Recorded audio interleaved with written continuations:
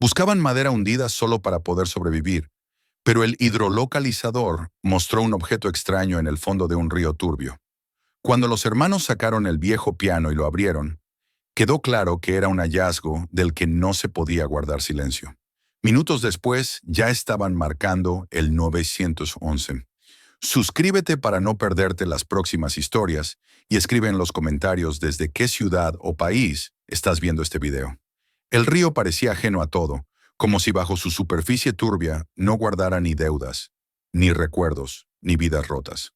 Avanzaba con una calma pesada, arrastrando siglos de limo y silencio, curvándose en una gran herradura donde la corriente había mordido la orilla durante décadas. Allí el agua era más oscura, más profunda, y el fondo cambiaba constantemente, como si nunca quisiera ser recordado, igual dos veces. En ese tramo apartado, lejos de carreteras y casas, el mundo parecía reducido a agua, cielo y un murmullo constante que no ofrecía respuestas. La vieja barcaza avanzaba despacio, con el motor vibrando de forma irregular, como un animal cansado que aún se niega a caer.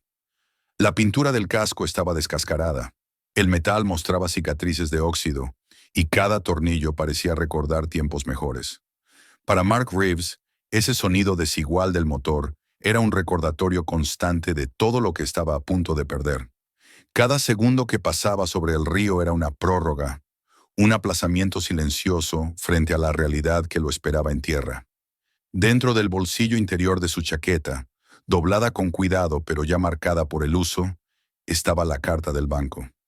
Mark no necesitaba leerla de nuevo para saber su contenido. La había memorizado sin querer, línea por línea. El aviso final, la fecha, la amenaza formal de perder la casa que había pertenecido a su padre. Esa casa no era solo madera y paredes viejas. Era el lugar donde habían crecido, donde el olor a café por las mañanas se mezclaba con el del río en las botas, donde aprendieron que el trabajo duro era la única herencia segura.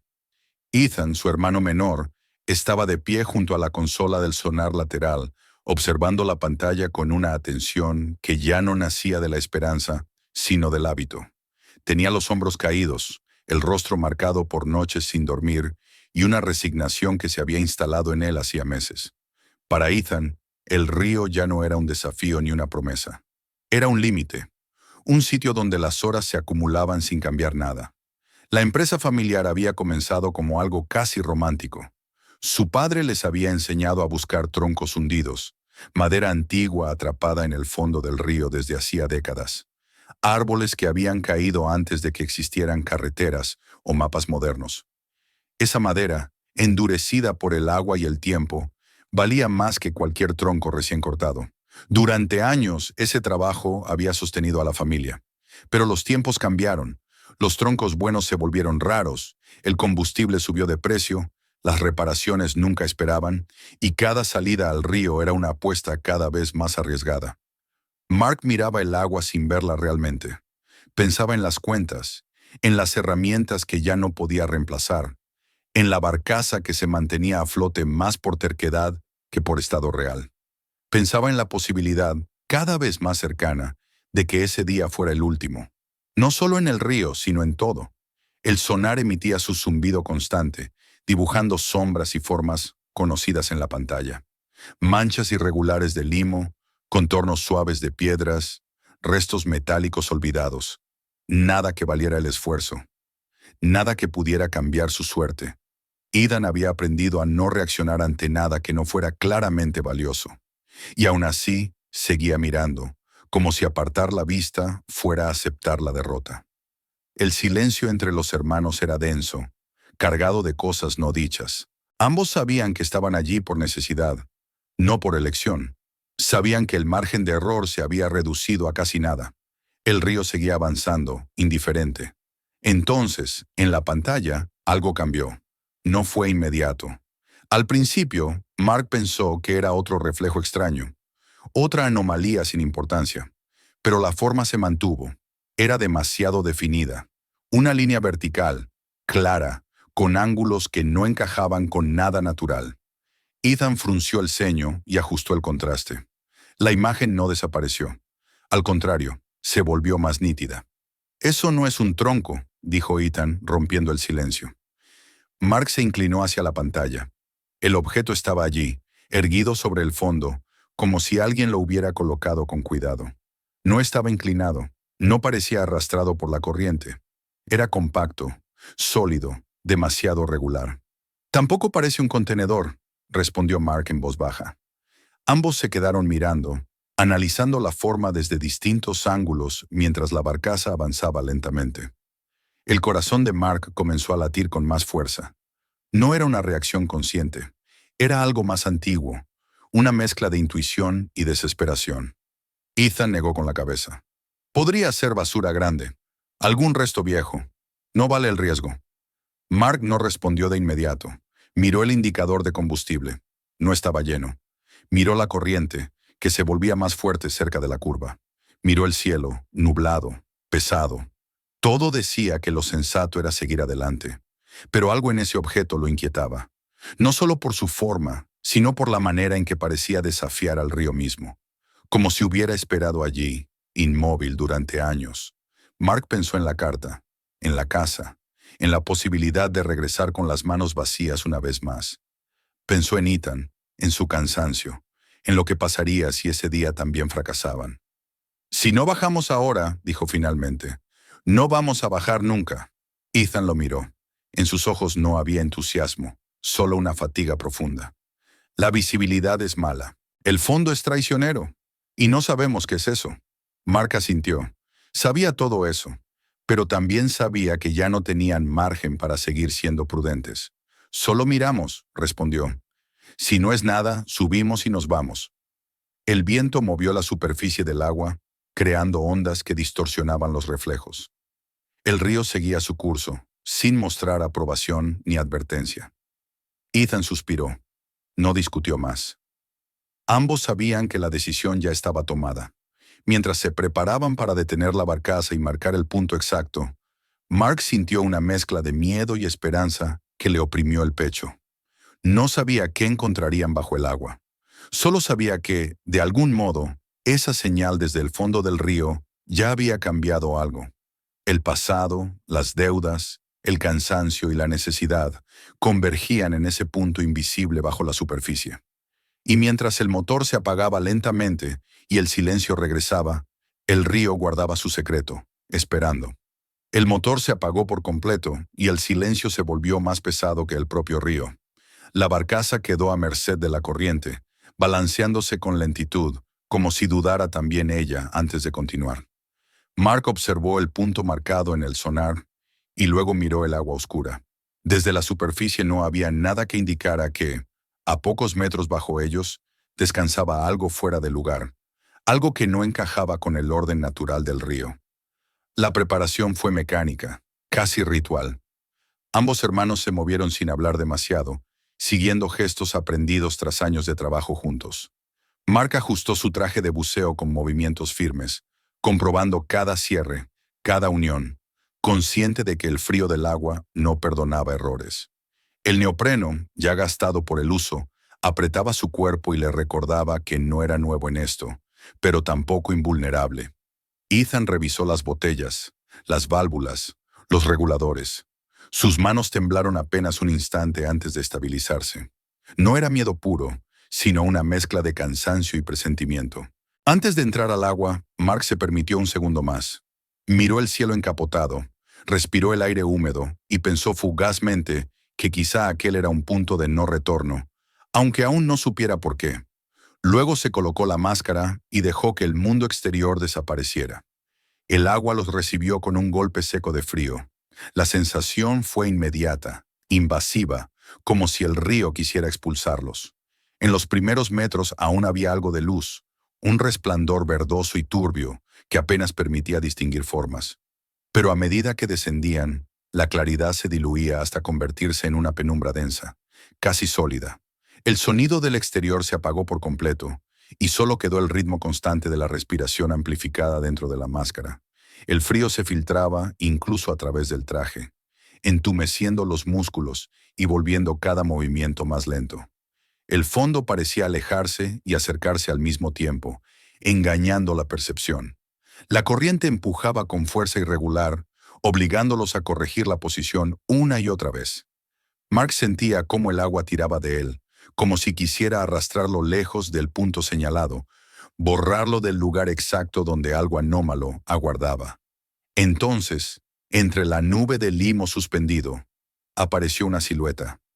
Al principio fue solo una sombra más oscura que el entorno, una masa vertical que no se movía. Mark pensó que sus ojos le estaban jugando una mala pasada. Parpadeó, ajustó la linterna y la forma se definió con una claridad inquietante. No era irregular, no estaba inclinada como todo lo demás que el río reclamaba. Estaba erguida. Ethan se acercó por un lado y la vio al mismo tiempo. Aunque el regulador ocultaba su expresión, Mark supo que su hermano había sentido el mismo impacto. A medida que se aproximaban, la linterna reveló líneas rectas, superficies planas cubiertas de algas y sedimentos. Y entonces la comprensión llegó como un golpe silencioso. Era un piano vertical, no un fragmento, no restos dispersos, sino un instrumento completo, de pie sobre el fondo fangoso, como si alguien lo hubiera colocado allí con cuidado. El contraste era tan absurdo que por un instante Mark dudó de su propia cordura. Un objeto destinado a la música, al interior de casas y salones, reposando en la oscuridad de una corriente turbia. El piano estaba cubierto de vegetación acuática, las teclas blanqueadas y ennegrecidas por el tiempo, la madera hinchada por décadas de agua, pero aún así conservaba una dignidad inquietante. No parecía arrojado, parecía instalado. Mark pasó la mano enguantada por el costado del instrumento. La superficie era rugosa, pesada, y fue entonces cuando algo no encajó.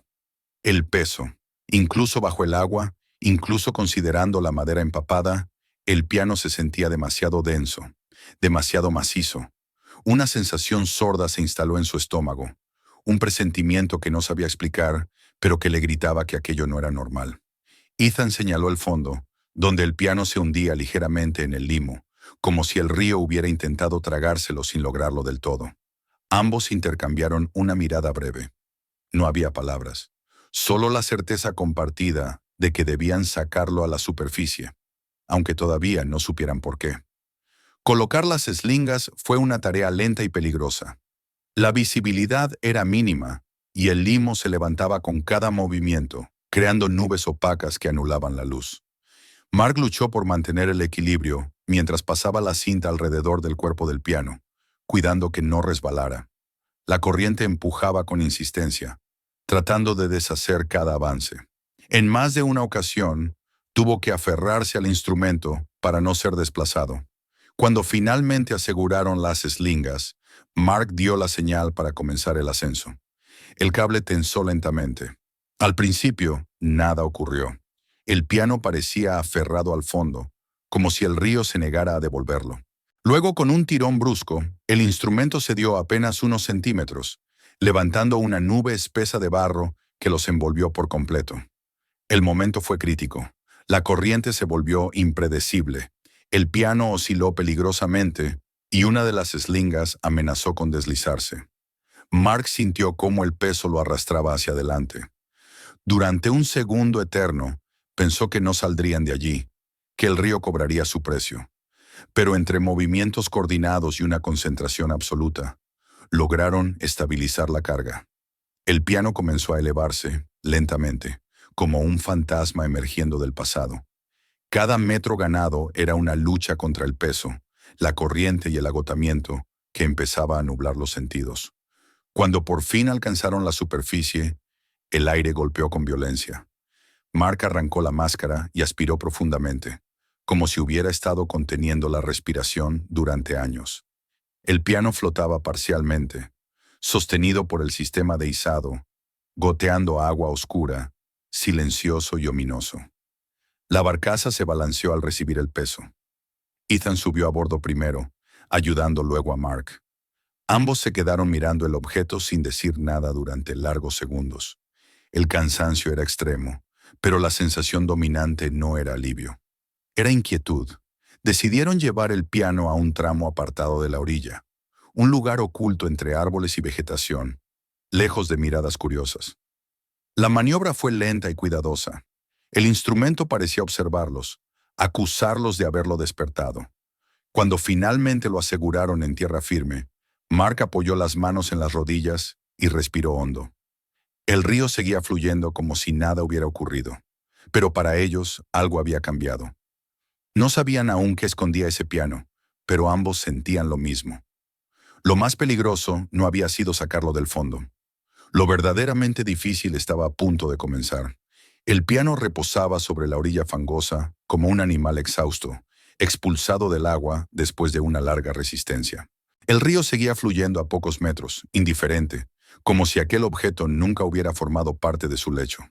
Mark y Ethan permanecieron un momento en silencio, recuperando el aliento, escuchando solo el goteo constante del agua que caía del cuerpo hinchado del instrumento.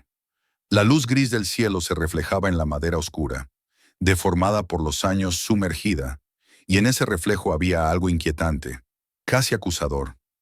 Mark fue el primero en acercarse. Pasó la mano por la tapa frontal, notando cómo la madera cedía ligeramente bajo la presión. No era el tacto de un piano viejo abandonado en una casa húmeda. Era distinto, más pesado, más compacto, como si el instrumento hubiera sido sellado por dentro con algo ajeno a su propósito original. Ethan lo observaba desde unos pasos atrás, con los brazos cruzados, intentando ordenar sus pensamientos. El cansancio físico se mezclaba con una tensión creciente que ninguno de los dos se atrevía a nombrar. «Tenemos que abrirlo», dijo Mark finalmente, rompiendo el silencio. Ethan asintió sin entusiasmo. No discutió. Ambos sabían que ya habían cruzado un umbral del que no podían regresar sin respuestas. Buscaron las herramientas en la barcaza y regresaron con un par de palancas oxidadas, restos de trabajos anteriores. El primer intento fue torpe. La madera, hinchada por el agua, se resistía. El piano crujió, un sonido seco y desagradable que resonó en el aire como un lamento. Mark aplicó más fuerza. La tapa frontal comenzó a separarse lentamente, dejando escapar un olor antiguo, una mezcla de cuero mojado, metal y tiempo estancado. No era el olor de cuerdas oxidadas ni de polvo viejo. Era algo más profundo, más denso. Cuando finalmente la abertura fue suficiente para asomarse, ambos se quedaron inmóviles. Dentro no había cuerdas, no había martillos ni mecanismo alguno. El interior del piano estaba completamente vacío de aquello que le daba sentido como instrumento. En su lugar, la cavidad estaba ocupada por filas ordenadas de sacos de cuero oscuro, colocados con una precisión casi obsesiva. No estaban arrojados al azar. Alguien había tomado el tiempo de acomodarlos, de aprovechar cada espacio. Ethan dio un paso atrás, como si el aire se hubiera vuelto de repente más pesado. «Esto no es normal», murmuró. Mark no respondió. Introdujo la mano con cautela y tocó uno de los sacos. El cuero estaba rígido, endurecido por el agua, pero aún conservaba su forma. Al levantarlo ligeramente, sintió un peso que no correspondía a su tamaño. Un peso sólido, definitivo. Sus dedos se cerraron con más fuerza y, sin querer, la costura debilitada del saco cedió. Lo que cayó al suelo no hizo ruido de madera ni de metal hueco. Produjo un sonido seco, contundente, inconfundible. Discos amarillos rodaron sobre las piedras y el barro, cubiertos de suciedad, pero brillando incluso bajo la luz apagada del día. Mark se quedó mirándolos sin parpadear. El corazón comenzó a latirle con una violencia que le nubló la vista. Ethan se acercó despacio, como si temiera que aquello pudiera desaparecer si se movía demasiado rápido. Se agachó y tomó uno de los discos entre los dedos. Lo limpió con la manga del traje. No hacía falta ser experto para reconocerlo. Era una moneda de oro, antigua, pesada, real. Durante unos segundos que parecieron eternos, ninguno de los dos habló. No hubo gritos de alegría, ni risas nerviosas. Solo un silencio espeso, cargado de algo que no era felicidad. Mark sintió un nudo en el estómago. Pensó en cifras, en deudas que podrían desaparecer, en la casa salvada, en una vida distinta. Pero esas imágenes no le trajeron alivio. Al contrario, le provocaron una sensación de peligro inmediato. Observó los sacos con más atención. En algunos aún se distinguían marcas descoloridas, símbolos casi borrados por el tiempo y el agua. Letras formales, oficiales, señales que no dejaban lugar a dudas. Aquello no era el botín de un ladrón común ni el escondite de un excéntrico. Era algo mucho más grande. «Esto es oro del gobierno», dijo Mark finalmente, con la voz baja pero firme. Ethan levantó la mirada, sorprendido, pero al mismo tiempo consciente de que su hermano tenía razón. La forma en que estaba empaquetado, las marcas, el cuidado, todo apuntaba en una sola dirección.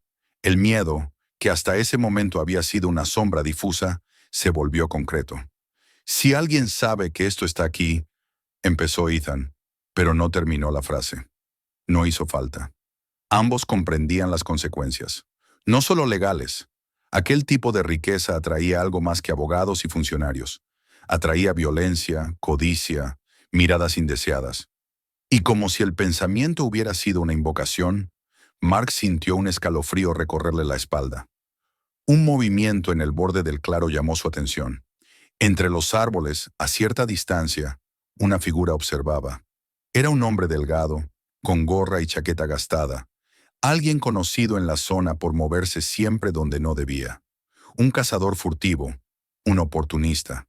Sus ojos se fijaron en el piano abierto, en los sacos, en el brillo apagado del oro. No dijo nada. No se acercó. Simplemente miró lo suficiente como para entender. Luego se dio la vuelta y desapareció entre la vegetación, caminando rápido, sin mirar atrás. El silencio que dejó tras de sí fue más aterrador que cualquier amenaza directa. Ethan sintió cómo la sangre le abandonaba el rostro. «Va a volver», dijo, «y no va a venir solo». Mark cerró los ojos un instante. Todo aquello había escalado demasiado rápido. El oro ya no representaba una solución, sino una sentencia. Pensó en esconderlo, en llevárselo, en huir. Pensó también en el rostro de su padre, en la casa, en todo lo que les había enseñado. La idea de vivir el resto de su vida mirando por encima del hombro le resultó insoportable. Sacó el teléfono con manos que apenas temblaban. Lo miró durante un segundo largo, consciente de lo que ese gesto significaba. Con esa llamada, renunciaba a la salida fácil, al milagro inmediato. Pero también elegía algo distinto. Marcó el número de emergencias y se llevó el teléfono al oído. Cuando la llamada fue atendida, su voz sonó más tranquila de lo que esperaba. En ese momento, el oro dejó de ser una promesa. Se convirtió en una prueba. Y mientras el río seguía fluyendo a su lado, Mark supo que el verdadero peso de aquel hallazgo no estaba en los sacos de cuero, sino en la decisión que acababa de tomar. Después de colgar el teléfono, el silencio volvió a instalarse en la orilla, con una densidad casi física. Mark guardó el móvil en el bolsillo sin decir una palabra. Ethan lo observó, consciente de que ese gesto había cerrado una puerta para siempre y abierto otra cuyo contenido aún no podían imaginar. El piano seguía abierto, los sacos de cuero visibles, el oro oculto solo a medias, como una tentación que ya no les pertenecía. El río, a pocos metros, continuaba su curso imperturbable, ajeno a la tensión que se acumulaba en el aire. La espera se volvió insoportable. Cada sonido parecía amplificado.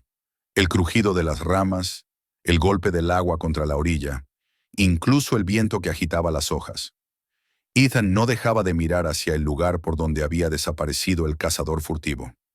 En su mente, la imagen del hombre regresando con otros, armados y decididos, se repetía una y otra vez.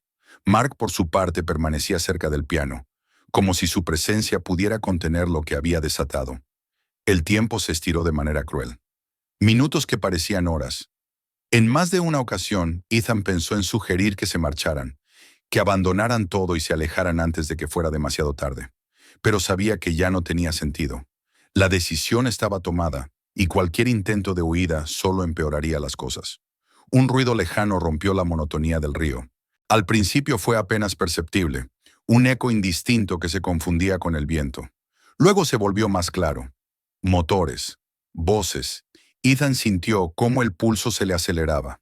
Desde la línea de árboles surgieron dos figuras, hombres del lugar, conocidos por su reputación y su falta de escrúpulos. No se acercaron de inmediato. Se quedaron a distancia, observando, evaluando. No hacían falta palabras para entender sus intenciones. Mark se interpuso instintivamente entre ellos y el piano. No dijo nada, tampoco los hombres. El enfrentamiento quedó suspendido en un equilibrio precario, como si todos supieran que cualquier movimiento en falso podría desatar algo irreversible. Los segundos pasaron con una lentitud desesperante. Entonces, a lo lejos, se escuchó el sonido inconfundible de sirenas. Fue como si el aire se liberara de golpe. Los hombres intercambiaron miradas rápidas, tensas, y sin decir palabra, dieron media vuelta y se alejaron, perdiéndose entre los árboles con la misma rapidez con la que habían aparecido.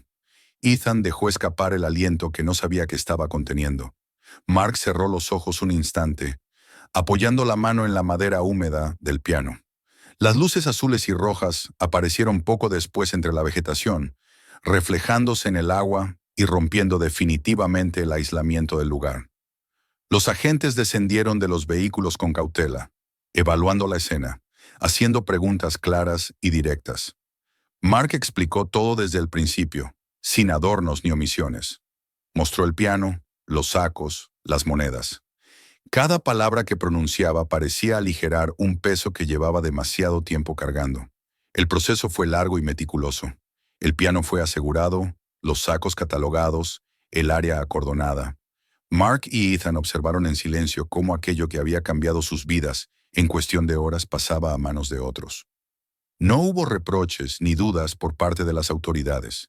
La historia era demasiado clara, demasiado extraña para ser inventada. Los días siguientes se sucedieron como en un sueño. Hubo interrogatorios, informes, llamadas. Los expertos confirmaron lo que Mark había intuido desde el primer momento. El piano formaba parte de una operación fallida de finales del siglo XIX. El oro, destinado al Tesoro Federal, había sido ocultado dentro del instrumento como parte de un plan audaz para transportarlo sin levantar sospechas. Una tormenta inesperada, un error de cálculo, y el piano terminó en el fondo del río, donde el tiempo lo convirtió en leyenda. El hallazgo reabrió archivos olvidados, despertó el interés de historiadores y medios locales. El piano, una vez restaurado y asegurado, fue trasladado a un museo, donde quedó expuesto bajo luces suaves, convertido en un testigo silencioso de la ambición y la paciencia del tiempo. Mark y Ethan lo vieron una última vez antes de que desapareciera detrás de puertas que ya no les pertenecían. La compensación llegó semanas después. No fue una fortuna desmedida ni una suma capaz de cambiar el mundo. Pero fue suficiente para saldar las deudas, para salvar la casa, para reparar la barcaza y devolverle algo de dignidad. Suficiente para respirar sin la constante sensación de asfixia. 6 meses más tarde, el río parecía distinto, aunque en realidad seguía siendo el mismo. La barcaza lucía un casco renovado, un motor fiable, un sonar moderno que trazaba el fondo con precisión. Ethan se movía por la cubierta con una seguridad que hacía tiempo no mostraba, dirigiendo la embarcación con manos firmes. Mark lo observaba desde un lado, consciente de que algo más que su situación financiera había cambiado. La relación entre ellos se había fortalecido. Ya no había silencios cargados de reproches ni miradas evitadas. Habían enfrentado juntos una tentación capaz de destruirlos y habían salido de ella intactos. El oro no los había hecho ricos, pero les había devuelto algo más valioso: la posibilidad de seguir adelante sin vergüenza ni miedo. El río, que durante tanto tiempo les había parecido un enemigo indiferente, volvió a ser simplemente su lugar de trabajo. Un espacio duro, impredecible, pero honesto. Mientras la barcaza avanzaba siguiendo el cauce, Mark pensó que lo más importante que habían sacado del fondo no había sido el piano ni el oro escondido en su interior. Había sido la certeza de que algunas decisiones, aunque cuesten caro en el momento, salvan mucho más de lo que prometen perder. En la distancia, el agua seguía fluyendo, llevando consigo historias olvidadas y secretos enterrados. Mark sabía que el río guardaría otros misterios, pero también sabía que no todo lo que brilla merece ser tomado. Y con esa certeza, por primera vez en mucho tiempo, el futuro dejó de parecerle una amenaza y comenzó a parecerle un camino posible. Si esta historia te mantuvo hasta el final, suscríbete ahora mismo. Adelante te esperan más hallazgos, misterios y giros inesperados. Comparte este video con quienes disfrutan este tipo de historias y escribe en los comentarios desde qué ciudad o país estás mirando. El próximo video ya está en camino.